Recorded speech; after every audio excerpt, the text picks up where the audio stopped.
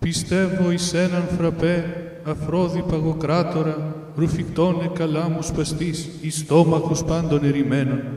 και εις ένα αφρόγαλα λευκών, πηχτών, του καφέ συνοδό και λιπογενές, το δια τον καφέ ποιηθέντα προπάντων καπουτσίνο, μίλκ εκβοδός, αφρών αληθινών, εκ μιξερός ηλεκτρικού, χτυπηθέντα, ου γεννηθέντα, ομοχρήσιμου του φραπέ, διού το μάτι ορθάνιξε. Τον διημάς τους ανθρώπους και δια την ημετέραν εργασίαν, φυτρωθέντα εκ καφεοδένδρων και μαζευθέντα εξ αρένος εργάτου και αγοράστη εξ εταιρείας και συσκευάστηκε. Αγοραστέντατε υπό ημών εντός μικρής σακουλίτσας ή κουτιού ή βαζακίου και ετοιμάστη τας πρώτας ώρας κατά τας πρωινάς και εισέπεσε εντός ποτηριού και ζαχαρώθηκε κουταλιάς του γλυκού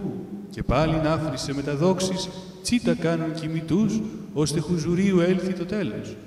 Και εις το ρεύμα το πάγιον, το χρήσιμο, το μιξεροκοινών, το εκ της δεήσε παραγόμενον, το συμψυγείου και θηκών συνεργαζόμενο, ώστε παρασκευαζόμενο παγακίων και υδάτων ψυχρών,